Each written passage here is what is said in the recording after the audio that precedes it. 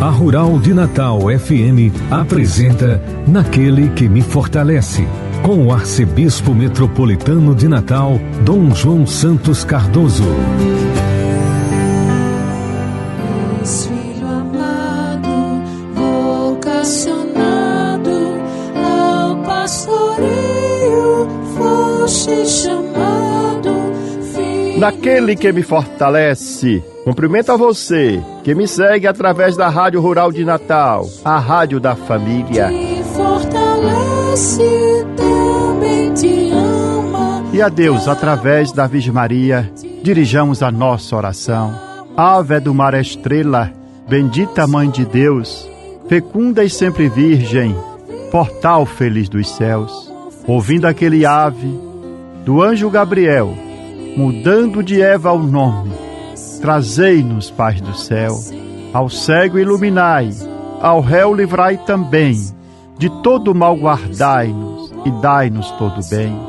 Mostrai ser nossa mãe, levando a nossa voz, a quem por nós nascido, dignou-se vir de vós. Suave mais que todas, ó Virgem sem igual, fazei-nos mansos puros, guardai-nos contra o mal. Ó, dai-nos vida pura, guiai-nos para a luz, e um dia ao vosso lado possamos ver Jesus. Louvor a Deus, ó Pai, e ao Filho sumo bem, com seu divino Espírito, agora e sempre. Amém. Oremos. Ó Deus Todo-Poderoso, pela intercessão de Maria, nossa Mãe, socorrei os fiéis que se alegram com a sua proteção, livrando-os de todo mal neste mundo e dando-lhes a alegria do céu, por nosso Senhor Jesus Cristo, vosso Filho, na unidade do Espírito Santo. Proclamação do Evangelho, com Dom João Santos Cardoso.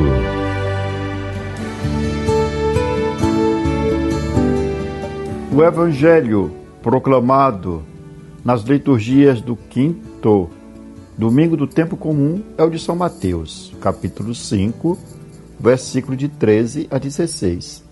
Assim narra o evangelista. Naquele tempo disse Jesus a seus discípulos: Vós sois o sal da terra. Ora, se o sal se tornar insosso, com que salgaremos? Ele não servirá para mais nada, senão para ser jogado fora e ser pisado pelos homens.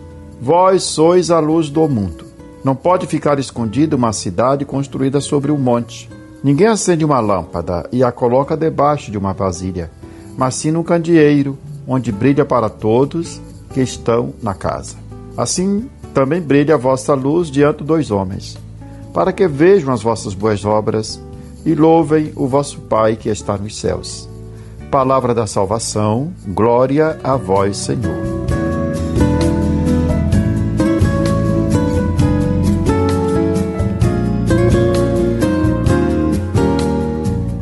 Depois de nos apresentar, no domingo passado, o retrato do discípulo nas bem-aventuranças, o evangelho desse quinto domingo do tempo comum aprofunda a missão daqueles que acolhem esse caminho e seguem Jesus. No Sermão da Montanha, o Senhor dirige-se aos seus discípulos e lhes confia uma tarefa clara e exigente: ser sal da terra e luz do mundo. Segundo o evangelista São Mateus, Jesus utiliza duas imagens simples e profundamente ricas de significado para falar da missão do cristão: o sal e a luz. Ao afirmar vós sois o sal da terra, vós sois a luz do mundo, Jesus não faz um elogio, mas revela uma consequência. É como se dissesse: se viverdes as bem-aventuranças, se fordes pobres de espírito, mansos, misericordiosos, puros de coração, então sereis de fato sal da terra e luz do mundo. Essas metáforas do sal, da luz, revelam o sentido da missão e do testemunho cristão. Na cultura do Oriente Médio, o sal simboliza valores fundamentais como a aliança, a vida, a sabedoria e a fidelidade. A lei judaica prescrevia que toda oferenda fosse acompanhada de sal, como sinal da aliança com Deus. E nos pactos antigos, o sal era misturado como garantia de consistência e credibilidade. No cotidiano, o sal dá sabor ao alimento. Também preserva os alimentos da corrupção. Aplicada à vida cristã, essa imagem é muito clara. Somos chamados a dar sabor ao mundo com a nossa fé e o amor que recebemos de Cristo, e ao mesmo tempo a preservar a sociedade da corrupção, do egoísmo, da inveja, da indiferença e da injustiça. O discípulo de Jesus é chamado a ser um evangelho vivo, que pela santidade de vida dá sabor aos ambientes em que vive e trabalha. Segunda imagem é a da luz. A luz é a primeira obra do Deus Criador e a fonte de vida. A própria palavra de Deus é comparada à luz, como canta o salmista: vossa palavra é lâmpada para os meus passos e luz para o meu caminho. O profeta Isaías ensina que essa luz não é abstrata, mas se manifesta concretamente na prática da caridade. No capítulo 58, versículo 10, o profeta fala: reparte o pão com o faminto, acolhe em casa os pobres e peregrinos. Quando encontrares um nu, cobre-o, e não desprezes a tua carne, então brilhará tua luz como aurora. Capítulo 58, versículo de 7 a 8, e depois insiste no versículo 10: se acolheres de coração aberto o indigente e prestares todo socorro ao necessitado, nascerá nas trevas a tua luz, e tua vida obscura será tão clara como o meio-dia. Por isso Jesus afirma com ênfase: vós sois a luz do mundo. Para Israel, a luz era o símbolo da revelação messiânica que vence as trevas. Os cristãos, o novo Israel, recebem a missão de fazer resplandecer pela fé e pela caridade a luz do Evangelho em todos os ambientes da vida.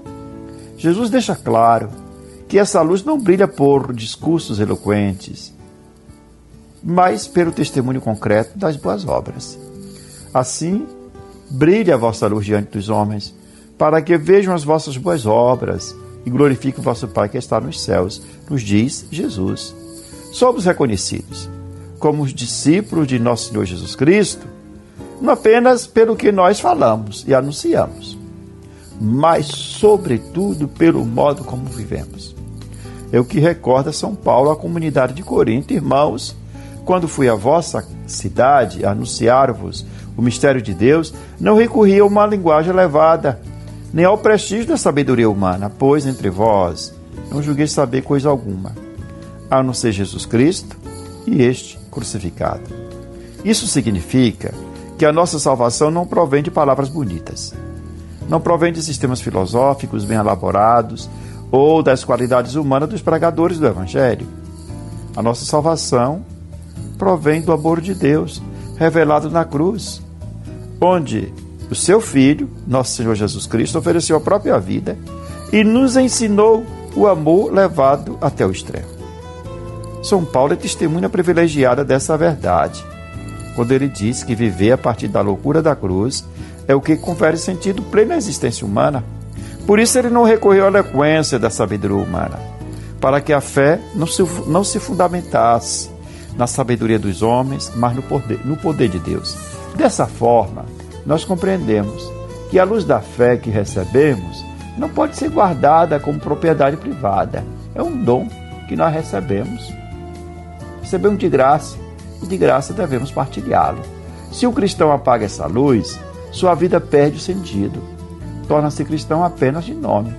Unidos a Cristo, que é a luz do mundo, nós somos chamados a iluminar as trevas da indiferença e do egoísmo com a luz do amor de Deus, da caridade, que dá verdadeiro sentido à existência humana. Que o Senhor nos conceda a graça de sermos, com humildade e fidelidade, sal que dá sabor e luz que ilumina, para que a glória de Deus e o bem das pessoas seja sempre realizado. Depois de nos apresentar, no domingo passado, o retrato do discípulo nas bem-aventuranças, o evangelho desse quinto domingo do tempo comum. Vós sois o sal da terra, vós sois a luz do mundo. Ninguém mais quer o sal quando ele perde o seu sabor. ninguém acende a luz para escondê-la logo após. O sal e a luz sou eu sou do povo do Senhor. O sal e a luz sou eu sou do povo do Senhor.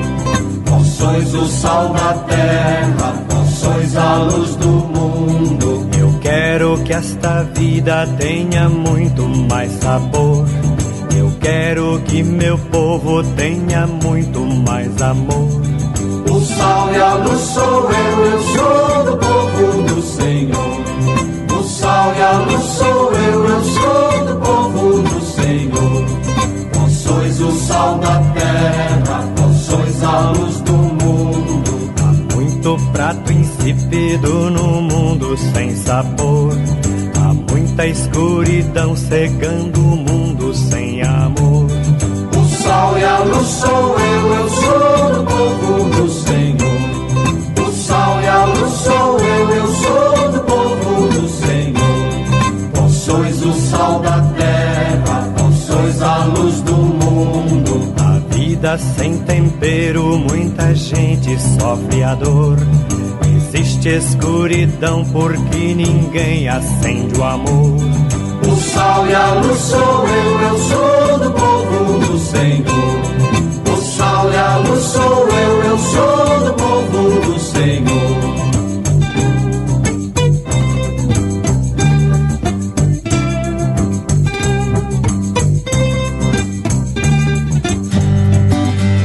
Você está ouvindo Naquele que me fortalece, com Dom João Santos Cardoso.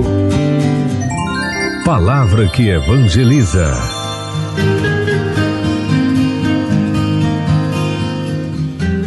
Existir é um grande dom, mas também uma grande provação. O grande escritor mineiro Guimarães Rosa dizia: viver é muito perigoso. Não se trata de um paradoxo retórico, mas de uma verdade estrutural da condição humana. Desde que o ser humano tomou consciência de si, percebeu que a vida não se oferece como um caminho linear de satisfação, mas como uma travessia, marcada por tensões, perdas, frustrações, desejos não cumpridos e dores que escapam à lógica da razão humana. A filosofia moderna, especialmente a tradição pessimista alemã, ousou nomear essa ferida constitutiva da existência humana sem subterfúgios, com muita clareza. E entre os seus expoentes destaca-se o filósofo alemão Arthur Schopenhauer, para quem o sofrimento não é um acidente da vida, mas o seu traço estrutural. Sofremos não porque algo deu errado, mas porque existimos. E essa afirmação, à primeira vista dura, não pretende negar a beleza da vida, mas libertá-la de ilusões ingênuas. Existe uma dádiva, porém exigente, que cobra lucidez, maturidade e coragem interior. No seu livro O Mundo como Vontade e Representação, o filósofo Schopenhauer, ele sustenta que a essência última da realidade não é a razão, mas a vontade. O que é a vontade? Um impulso cego, incessante e irracional, que impera o ser humano a desejar continuamente. E o sofrimento nasce exatamente desse movimento incessante da vontade, desejar continuamente. Enquanto nós desejamos, sofremos pela falta. Quando alcançamos o objeto desejado, nós sofremos pela saciedade, da qual brota o tédio e o vazio interior. Assim a existência oscila entre dois polos igualmente inquietantes, a carência e o tédio. E essa estrutura não é episódica, mas ela é universal. Ninguém escapa a essa condição. Mudam apenas os objetos do desejo. Ora é o amor, busca de reconhecimento, de sucesso, de prestígio, segurança financeira, de pertencimento, aceitação social. E o sofrimento não se dissolve com a posse do objeto desejado, qualquer que ele seja. Pois quando esse objeto é alcançado, o sofrimento apenas se transforma e começa a assumir novas formas. O primeiro grande modo do sofrimento é a carência. Sofremos porque nos falta algo ou porque nos falta alguém. Falta amor correspondido, uma amizade leal, o reconhecimento, a compreensão, a estabilidade financeira, segurança. E a falta fere, porque revela a nossa vulnerabilidade radical. E esse sofrimento se intensifica quando nasce da não aceitação, da frustração de expectativas alheias projetadas sobre nós. Quando o sujeito percebe que não corresponde aos ideais de perfeição, exigidas ou exigidos por pessoas próximas, a dor deixa de ser apenas emocional e se torna existencial. Sofre-se não apenas pelo que falta, mas pelo que se é, ou pelo que se julga ser. Aqui o sofrimento toca a dignidade.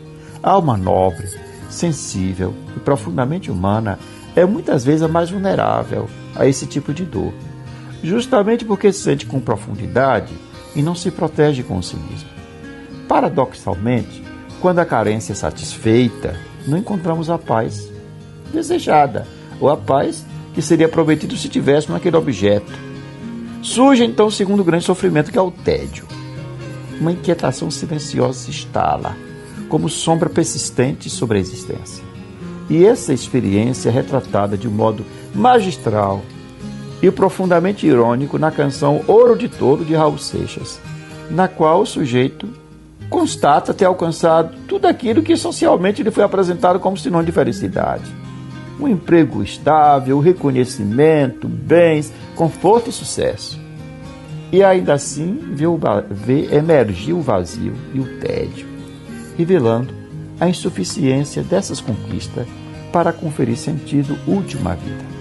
A crítica não se dirige ao sucesso em si, mas à ilusão de que ele seja capaz de redimir a condição humana. Assim, a saciedade não liberta, ao contrário, evidencia a falta de sentido, quando a existência é reduzida à lógica da posse. E aí, no terceiro nível de sofrimento, que é a dor propriamente dita, seja ela física, psíquica, emocional ou espiritual, a dor da alma. Essa dor não se resolve com distrações, nem com argumentos. Ela exige presença, escuta, tempo e muitas vezes silêncio. Negá-la ou rebelar-se contra ela apenas intensifica o drama, pois a dor que não é acolhida, torna-se corrosiva. O filósofo Schopenhauer ensina que o sofrimento é inevitável, porque existir é desejar. E a fé cristã, contudo, acrescenta uma palavra decisiva: o sofrimento não é definitivo. O sofrimento é redentor. A Rural FM apresenta toda sexta-feira programa Naquele que me fortalece, com Dom João Santos Cardoso, arcebispo metropolitano de Natal. Um programa para o povo de Deus. Rural FM, a rádio da família. 91.9. Aquele que me fortalece é o Senhor. Aquele que me fortalece é o Senhor. Aquele que me fortalece, ó irmãos, por Cristo a missão acontece. Naquele que me fortalece, assim concluímos esse nosso programa com esta oração, que devemos recitá-la todos os dias. Meu Deus, dai-me sempre a alegria de viver. Dai-me força para superar qualquer obstáculo. Não permita que eu me sinta fracassado. Erguei-me quando estiver abatido. Libertai-me quando estiver oprimido. Sustentai-me para que eu não caia em nenhuma tribulação. Que não falhe jamais minha fé em vós. No meio da tempestade, quando tudo parece perdido, minha fé esteja sempre ligada a vós. Senhor, meu coração confia em vós, porque sois fiel a mim e em todos os momentos. Amém. Eu sou o pão que dá vida, o pão para um mundo novo, que nutre, alimenta e sacia, o caminhar Seja bendito o nome do Senhor, agora e para sempre. A nossa proteção está no nome do Senhor, que fez o céu e a terra. Que a bênção de Deus Todo-Poderoso, Pai, Filho e Espírito Santo, desça sobre vós e permaneça para sempre. Amém. Aquele que me fortalece é o Senhor. Aquele que me fortalece é o Senhor. Aquele que me fortalece, ó irmãos, por Cristo a missão acontece. Você ouviu Naquele que me fortalece, com o arcebispo metropolitano de Natal, Dom João Santos Cardoso.